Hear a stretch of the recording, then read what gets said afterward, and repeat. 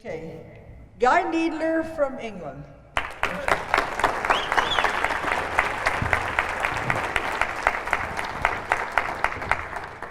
Well, thank you for being here and being within the audience for this presentation. Actually, Beyond the Source Book 1 and Book 2 I presented last year, and I thought this year I would do something just slightly different.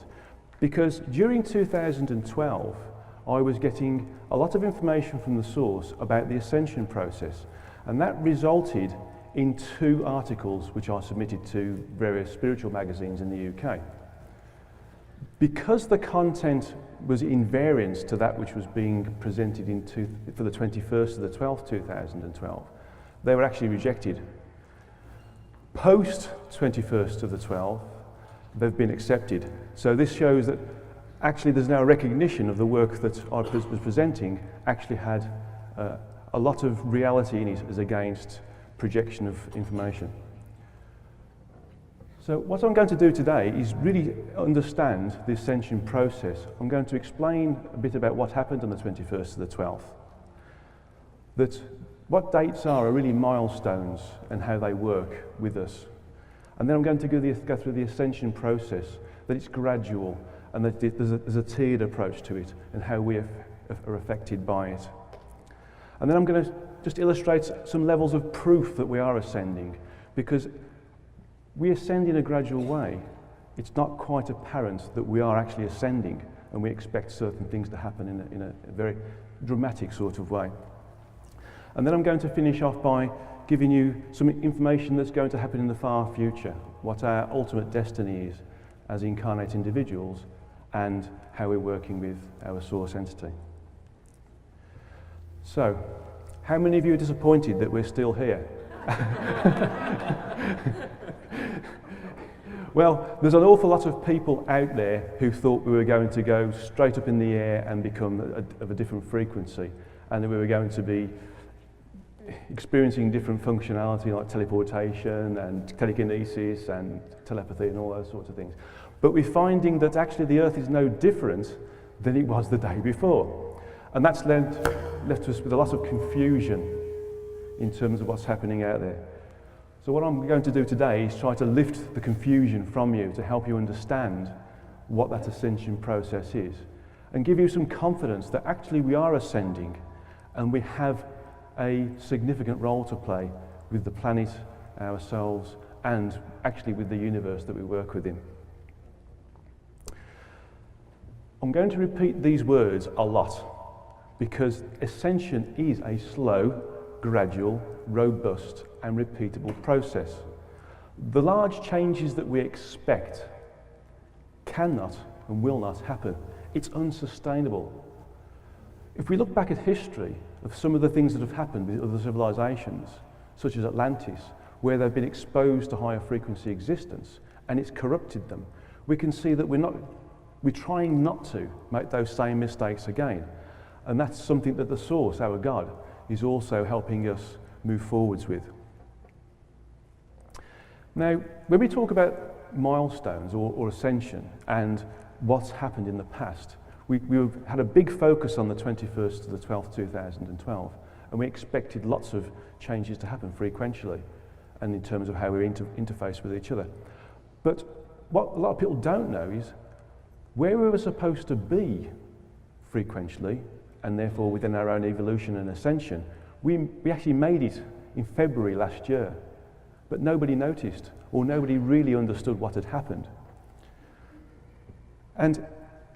But if you look at it from a backdoor perspective, we stand back and we say, okay, what did happen? We start to notice that things are happening around us, and there are people who were previously not spiritual, who wouldn't have had any work with it at all, but we're starting to become interested. And those are the little signs that we look for to say, actually, we are, in fact, ascending. So, one of the things we need to understand is that dates are only estimated milestones in what's happening around us. And they tend to be used by spiritual people who take them from the entities or the people that they're working with, the energetic entities, whether they're angels, whether they're guides, whether they're shamanic information. but they end up being misinterpreted. We, rather than waiting and get clarification for that information, we move straight on and go into publication. And, and as a result of that, people grab hold of that information and run with it. And before we know it, it becomes mainstream information. There's a lot of individuals who I know who put a lot of money, if they were betting people, on the Ascension, the 21st and the 12th, and it completely ruined their outlook of spiritual life. What's more, all of those individuals out there who belittle spiritual work, who don't believe in the energetic, that they think that we are just the human vehicle, are taking great stock from this and pride and pointing fingers and saying, you are talking a load of rubbish and this is just nonsense, and these dates being missed are proof of that. But in essence, that isn't the case. Things are happening in a more slow way.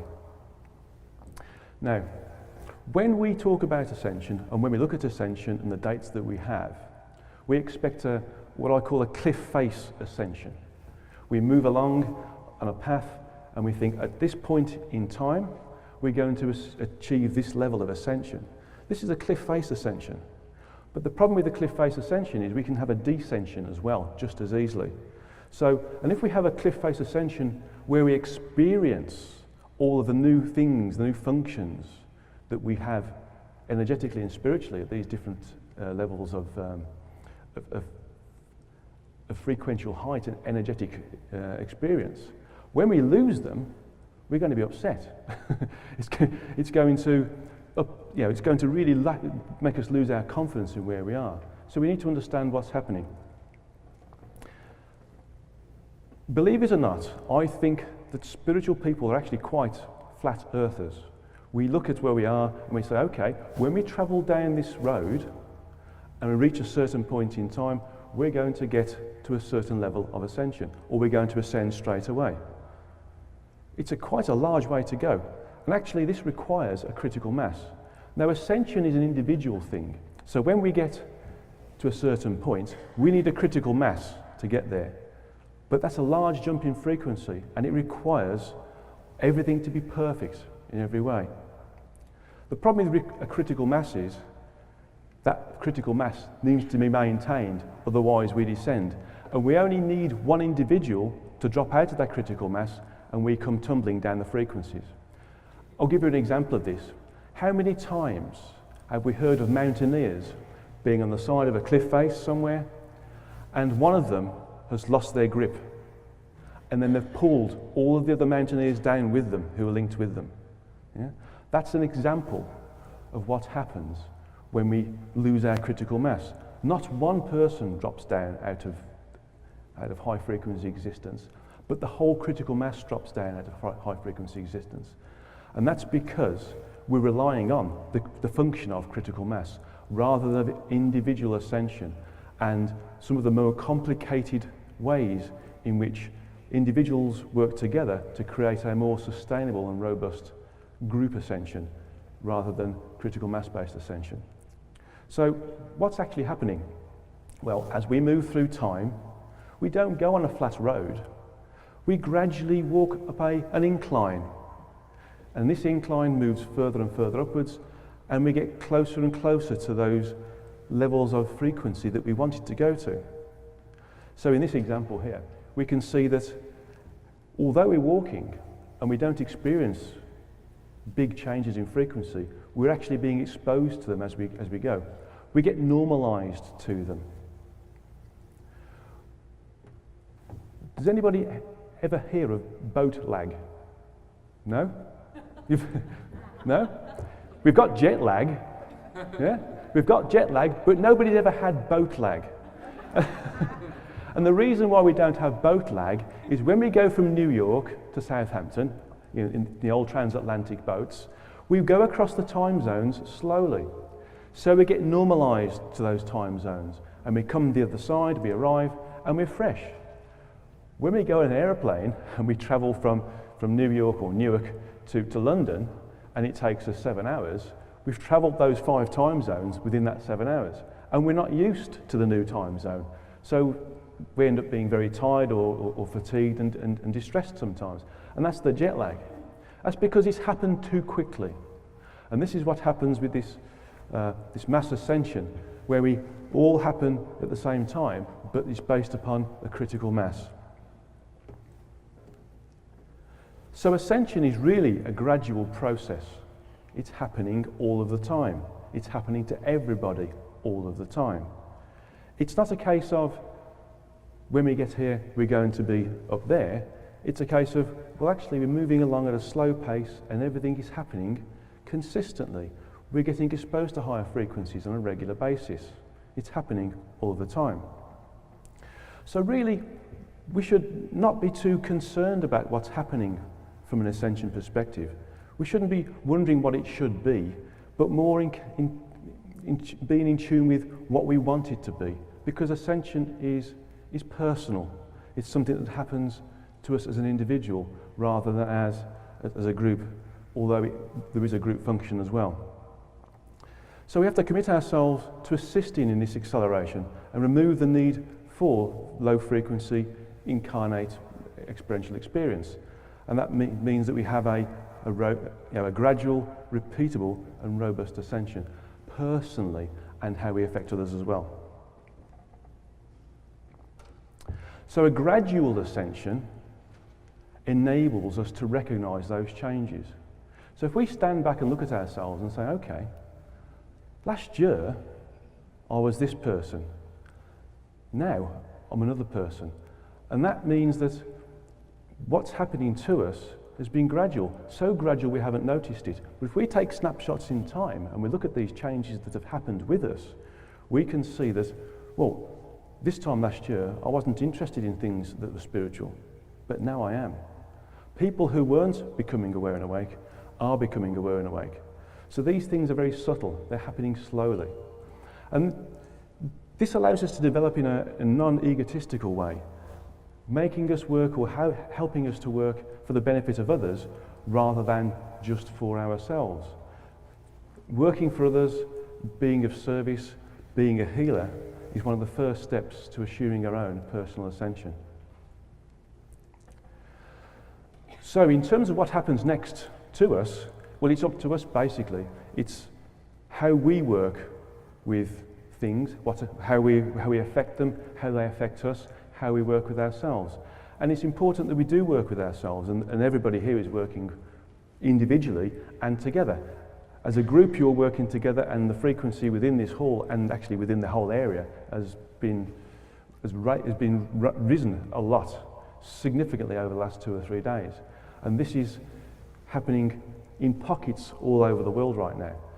But personally, you're working on your own ascension, and it's how you work with yourself that counts. Now, thinking about this, our behaviour patterns show us how we're ascending. So if we were previously quite selfish and materialistic, and now we're no longer materialistic and we're willing to help others, that means we're working in a higher frequency condition. And those energies work in tandem with something called triangulation. Do you all understand what triangulation is? No. But triangulation, for those of you who don't know, is elevation through association. A little bit like the 100th monkey principle, if you understand that.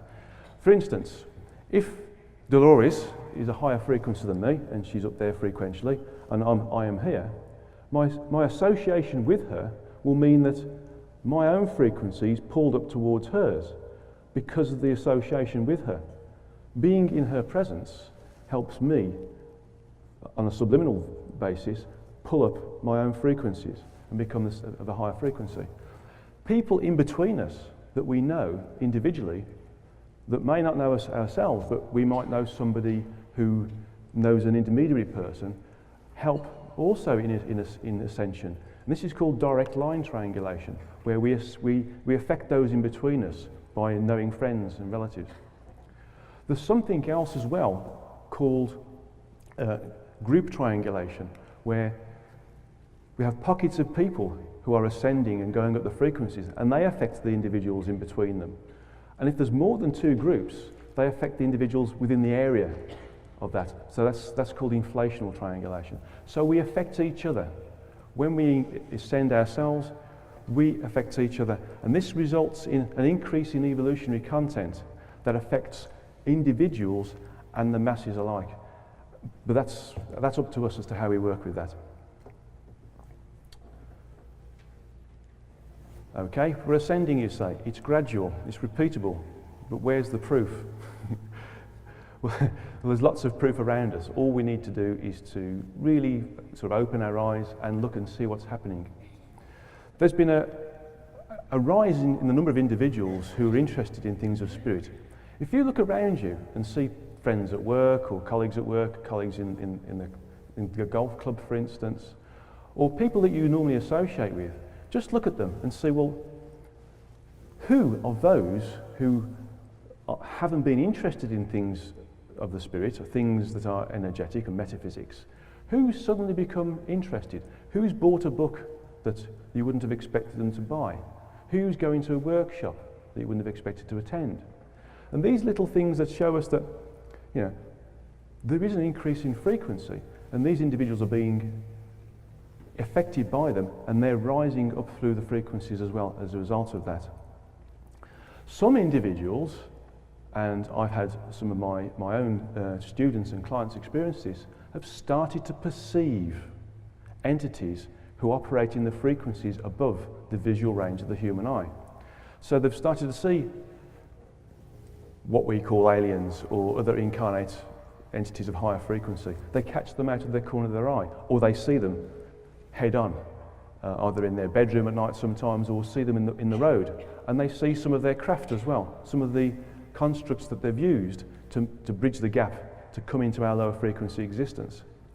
So some of these things are quite worrying for people, because they're starting to experience something that they've not experienced before, that's outside of their paradigm. But nevertheless, they have been affected by the frequencies of others, and they've risen as a case of that, and they've ascended in the process to a certain level.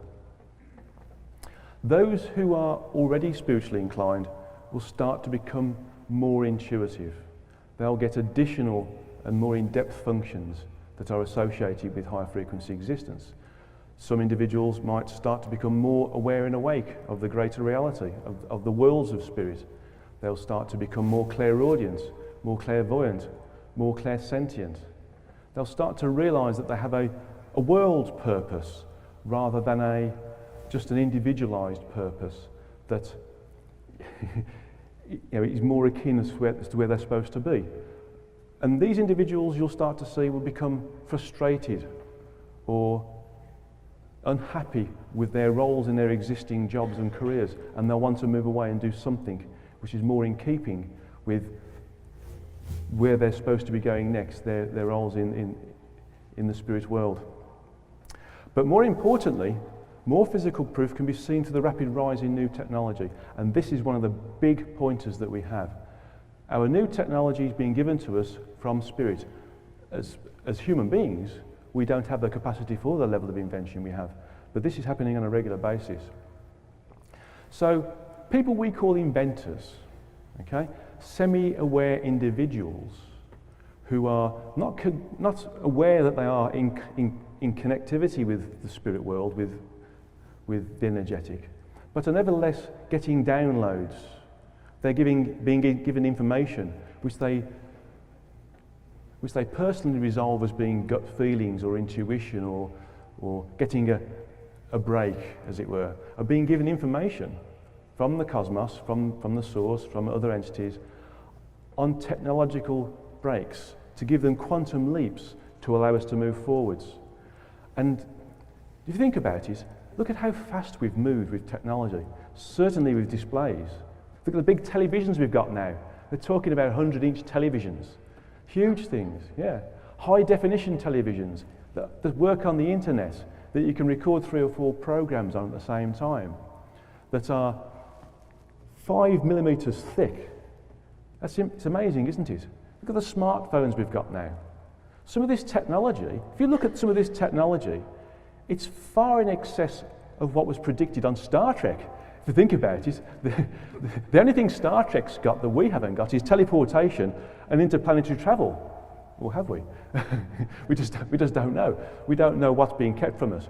But all of these things are evidence that we are moving higher up the frequencies, that we're ascending, and that we're gaining additional information as a result of that, whether it's through technological breaks, whether it's through personal ascension and association with entities and other incarnate entities that are around the physical universe, and including those entities that are beyond the physical universe in the other parts of the multiverse that was created by our source entity, our God, to allow us to evolve and move forwards.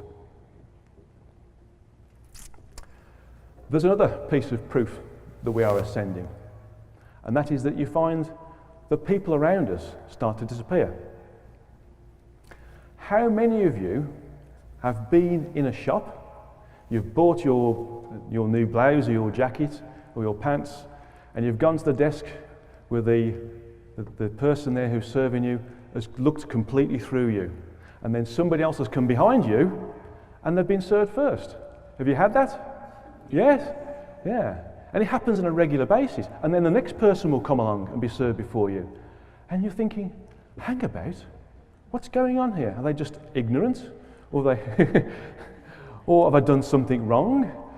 And then you start to get frustrated and angry and annoyed. And all of a sudden they say, oh, I'm sorry, sir. I'm sorry, ma'am. I didn't see you there.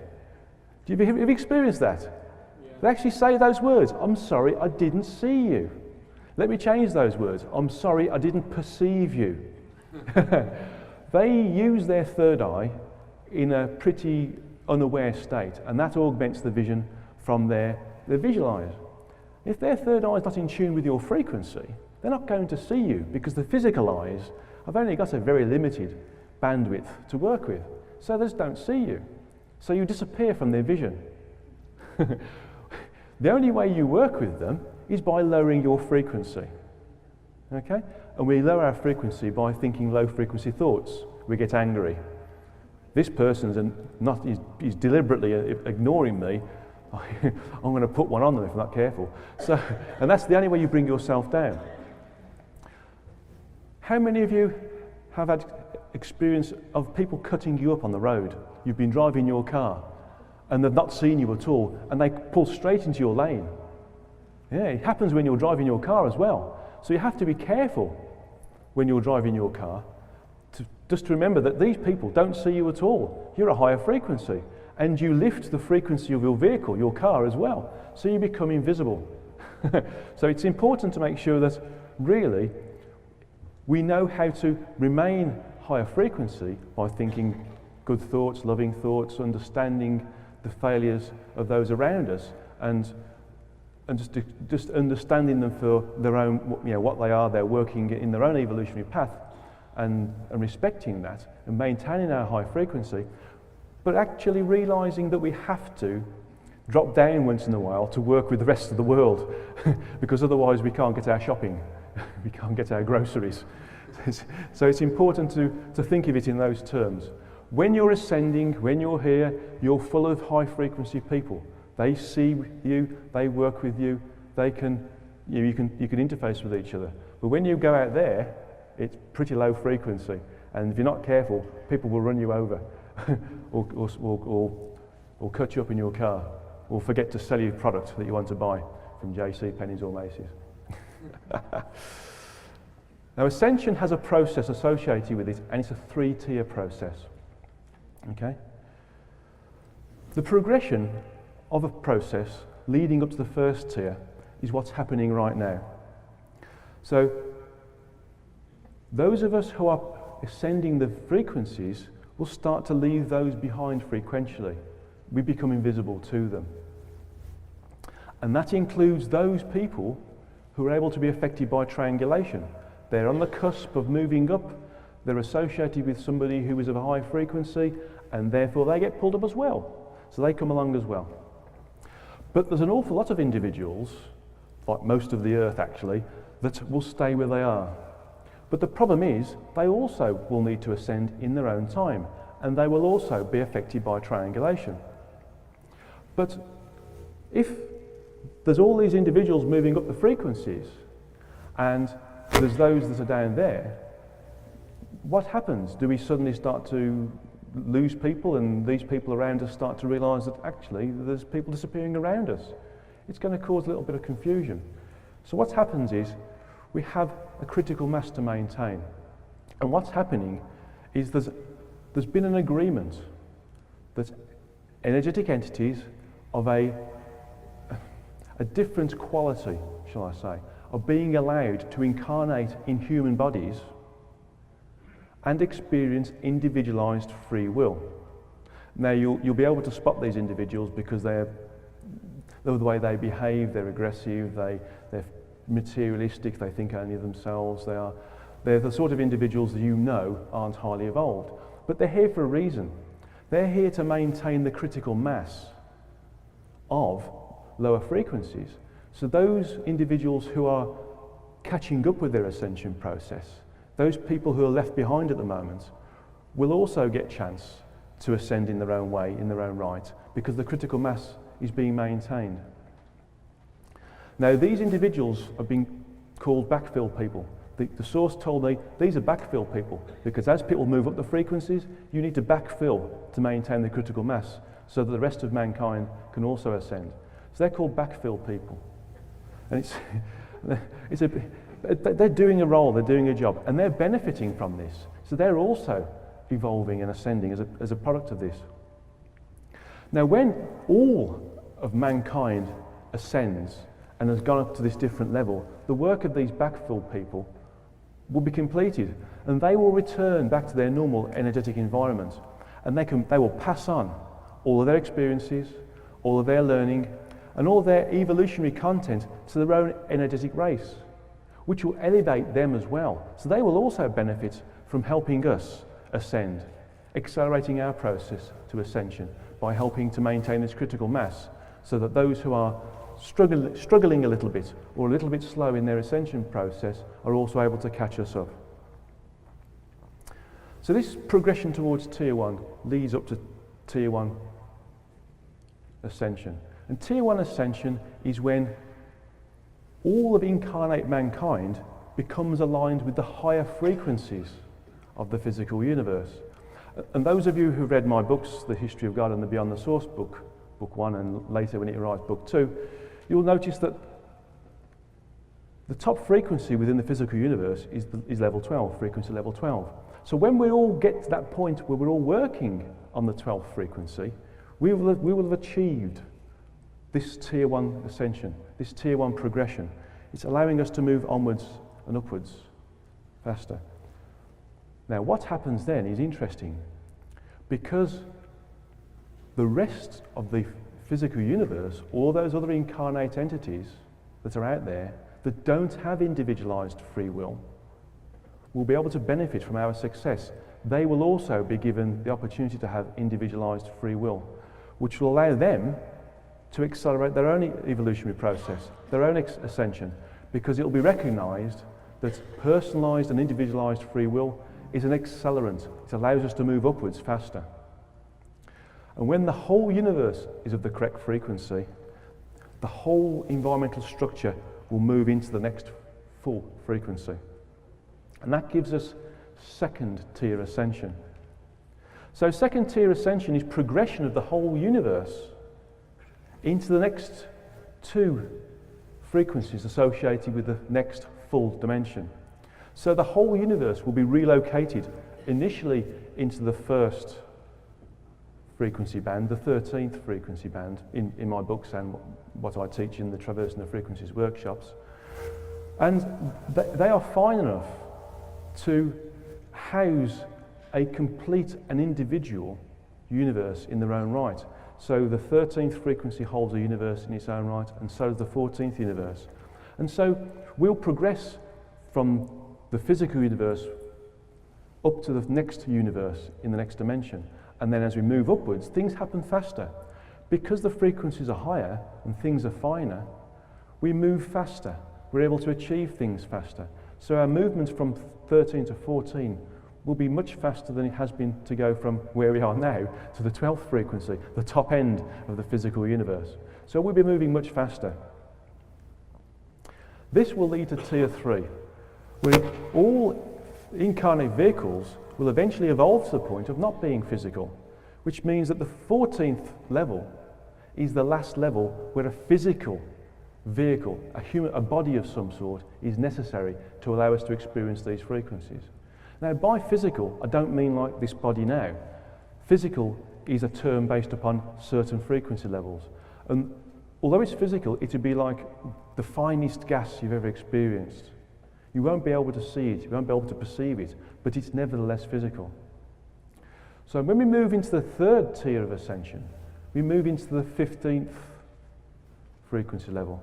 But the 15th is too fine to support physicality.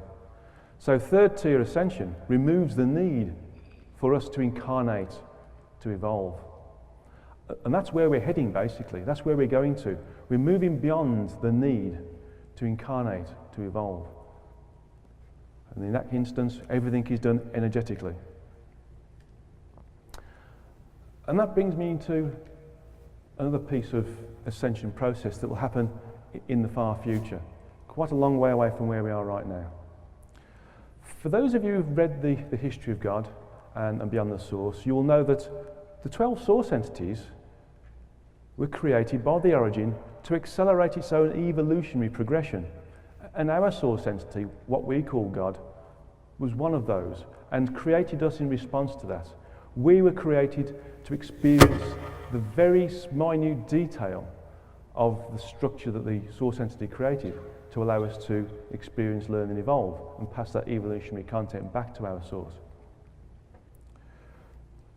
But when eventually all of the creations, such as ourselves with our own source entity, return to their source, they finish their evolutionary cycle and become one with their source, they're one with their God again, the origin, the creator of the source entities, will be ready to move into its next area of self-awareness.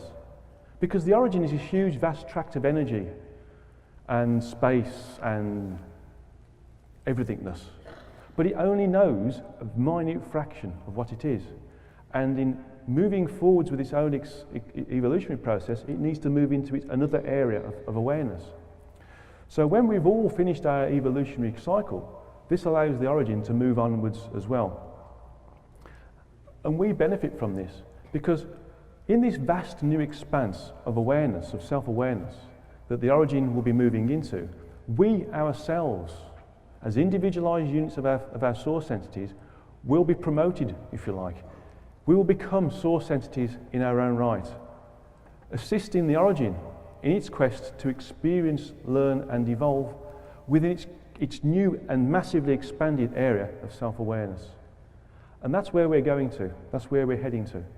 So think of what we're doing now and how we're moving forwards in our own individual basis and how we're going to move forwards with the universe. We're affecting the universe.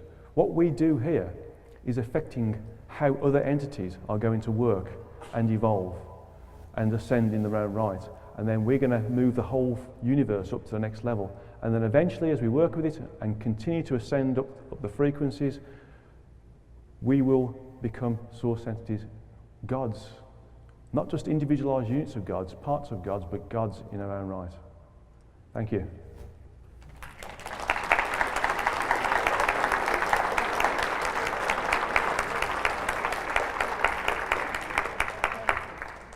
Now, all of this information was given to me in meditations from our source entity and the origin over the first 3 months of 2012 last year. So if there's anything that's there that you want to ask questions on, then please do. Well, Guy, why don't you tell them how you got into this in the first place? Okay. From an engineer to this. Well, in my youth, my pre-teenage years, I was always interested in things of spirit. And I started to perceive things that were happening around me. I could see nature spirits, I could see the wind, I could hear and perceive and experience things from astral travelling perspective. And I started to do lots and lots of meditation on my own. And I bought lots of books, some of the groundbreaking books of the time. And I really, as a young teenager, got very engrossed in things of spirit. And then one morning in a meditation, I had a visualization where I saw 4 robed individuals, white-robed individuals in front of me. And they didn't speak to me, but they communicated in a way which I fully understood without the need for the spoken word. And they told me that what I was working with as a young person, what I was reading, what I was experimenting with, what I was meditating on, was right. What I was experiencing was right. What I was researching was right. But it wasn't the right time for me to do it. I need to get more earthly lessons. I need to get more background, some more information. So from that point onwards, I actually put spiritual stuff on the back burner. I still read the odd book and I still read science fiction and those sorts of things, but I never really had the same level of dedicated devotion and desire that I had in those early years. And during the next 20 years, I did what everybody else did. I went to work, I strove to get promoted, I became a senior manager within the company I was working for. I gained 2 master's degrees, became a chartered engineer, met my beautiful wife, and we got married. We bought a house, a mortgage, had to sustain that. And we did what everybody else did in the material world. And then one of the ladies who I was on a management course with, in fact it's the lady who's helping me right now as my manager, said, I'm going to a Reiki share night, do you want to come? And I thought, okay, I'll go. So I went to this Reiki share night and was hooked. 12 months later, I graduated as a Reiki master. Pretty quick. And then I was going to an energy healer because one of my degrees I was doing at the time was very stressful and I was struggling big time and my confidence was going down and I was having a hard time of it. And she said, well, I can work with you energetically and I can give you some homeopathics for it. But think about this. I'm going to do a workshop that's based upon the work that Barbara Brennan taught me. In fact, it's going to be identical. Do you want to come along? So I said, okay, I'll go along.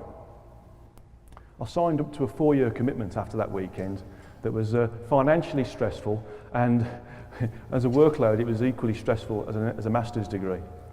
But what I noticed was that it became easy and simple to do things. And I was interested in what was happening there because it was a next step onwards from the Reiki. Now another friend of mine who was in the automotive industry, he moved to Sweden to work for a car company called Saab. And he also did some Reiki work, and his Reiki master said to him, you've got to get Guy over to see you because something's going to happen over there. You need to take him somewhere. So my friend Graham said to me, do you want to come over and visit me? You can have a cheap holiday and we can stop at my house. And in those days there was an airline company that was doing budget flights, really cheap budget flights, like £19 return to Sweden from Birmingham. Outstanding. So we went on this budget flight. And the next day Graham took me on a walk, which took me down through some woods onto a pathway that was parallel to a river. And as we walked down this pathway, I noticed that my hands were tingling, and then my arms were tingling, and then my whole body was tingling. And I said, Graham, the energies here are fantastic. He says, yes, it is full of energy, isn't it, in nature? And we walked along this pathway, and there was a little rock, like a little island on this river. And I said, I need to sit down and meditate on this rock, which I did. And my wife Anna and Graham went onto a bridge that spanned the one side to the other side, a suspension bridge, and they sat and waited. On this rock, I sat and meditated, and I received the most profound attunement I've ever experienced in my whole life. It was 25 minutes long, and it left me speechless for 2 or 3 days. It was like being continually drunk and not being able to string 3 words together, let alone a sentence. But it was amazing because my wife was also an intuitive person. She said, I could feel entities or craft coming through a portal and working with you. They were rewiring you. Well, when my attunement finished, I started to look around me, and I noticed that I was already starting to perceive things. and I saw what appeared to be craft across the way that were hidden by some sort of shielding or something that I could only see the outline along the backdrop of these trees. And the other thing that was interesting was that there was no wind. And the river, in the local area where these trees were that I was perceiving what I thought was craft, was lots of waves, really choppy waves, just like the downwash from a helicopter. But nothing else. It's just very localised. There was no wind anywhere. It was a dead calm day. So there was obviously something going on there. And then I received a very loud command, and it said, "Don't overstrain what we've just done to you. Stop it. Give it a chance to settle down," which I did. Anyway, I went back to the UK and went on with my energy healing. But I found that during some of the workshops we had to do, we had to work with chakras and move up the frequency levels to affect healing on chakras and the different auric layers. But I found out that I could go much higher than those levels. I was going beyond the 7 frequency levels or energy levels associated with the auric layers and the chakras and going beyond. And my teacher, my instructor, noticed I was going further than I should be, and she reprimanded me quite severely on a number of occasions, publicly. So I learned very quickly to stay where I was. But what happened was I practiced outside of that environment, and I'd started to develop techniques that allowed me to go higher and higher and higher. And whilst I was doing these techniques, I started to notice that over a certain level, I was able to contact different entities. And one of those entities initially presented itself like a dragon to scare me off. And it said, "I shouldn't be there. You know, incarnate mankind doesn't come this high. Get down, you shouldn't be here." And it tried to scare me off by searching through my mind to see what was supposedly frightening to me. But it didn't put me off, and I kept on going. And eventually it started to talk to me properly, and it gave me a name, and it changed its form factor to something that was more in keeping with what I would be used to. And I gained lots of information. And I then started to realise I could go higher and higher and higher. And eventually I became in contact with another group of entities called the who are entities that were created by as a result of some of the origins work in its earlier existence. And they gave me a guide to work with, which I was with for only a few months because I very quickly outgrew the need for it to be there. And over the months and the years, I started to get in contact with a higher entity, which later announced itself as the source entity, our God. And much later, the origin announced itself to me as being the creator of the source entity and other source entities. And every morning before I went to work, I used to go out into the back garden, which is a reasonably large back garden with lots of trees. I used to stand there in meditation and log into these areas and bring information back. And it's the information that came from these meditations that I started to journalise and write down. And those meditations eventually became the history of God, which after 3 or 4 years was large enough to be able to be submitted as a book. And I submitted it to a number of different publishers. One of them was Dolores and Ozark, and that's where the history of God came from. And subsequent meditations and work have resulted in the Beyond the Source books as well. And that brings us up to date, I think. Okay.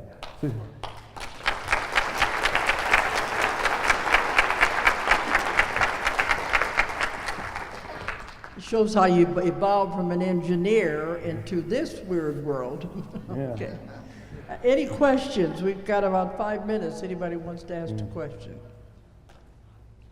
Please. Can we come to the microphone, please? Well, get it over to them because we don't have time for them to come up. You can run pretty fast. I'm just waiting for him. Okay, because Gabe, there's not enough time for them to come over here. Thank you. How do we know where we're ascended to at this point, individually or en masse? Are some of us further along than others? We are all individually ascending. Some of the readings I do, I give people an understanding of where their true energetic self is in terms of their location within the multiverse. But it's not really important to know where you are right now. It's more important to get on with what you're doing and do higher frequency work. If we start to think about where we are, we'll get distracted by that and we'll start to miss the work that we're supposed to be doing and not really focus on the work that's here that we're here to achieve. In reality, we are all in a certain level, and we're all around about the first quarter of the frequencies associated with the multiverse that our source entity created. That's where most people are right now. The process that you presented is entirely fascinating, and I don't doubt any of it. Can we do this in this particular lifetime, or is this a process that we have to continue to incarnate in order to proceed with? The whole process is a long way away. We can work on ourselves in this particular lifetime, and through diligence and working with like-minded people, keeping good company, doing good things, we will negate many lifetimes. We can remove the need to incarnate by doing lots of good things, helping people, being of service to people, and really doing everything that a highly evolved individual should be doing. We won't reach the ultimate in this lifetime, but what we can do is remove the number of incarnations that we would have to do now by working with ourselves and with others in the right way now. Anybody else over there? Okay.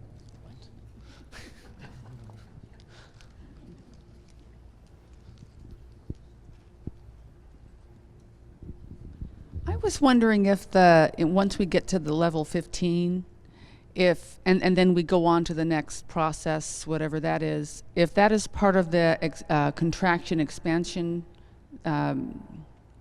idea that we hear about sometimes. I think the East Indians have a name for that, which I cannot pronounce, but Brahma something.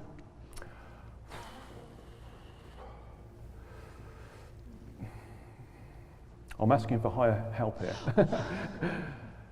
The expansion is based upon our expansion of awareness.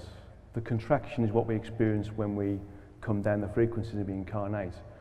When we ascend, when we are ascending, when we're experiencing higher frequency existence, we expand our consciousness. We are able to get more information. It's a little bit like having a new television compared to an old television. Okay? Old televisions had, in the UK anyway, 5 channels to work with. New televisions now have hundreds. So it's a bit like working towards moving away from the old television and going towards the new television. The new television has a much wider range of programs and channels to work with, and the old television has a much smaller range. And it's with working now ourselves that we allow ourselves to become a higher frequency that gives us our own expansion in self-awareness. So moving up to level 15 will really make us more expansive in comparison to where we are right now. Yes. Anything else? Lady down here. There's one back there.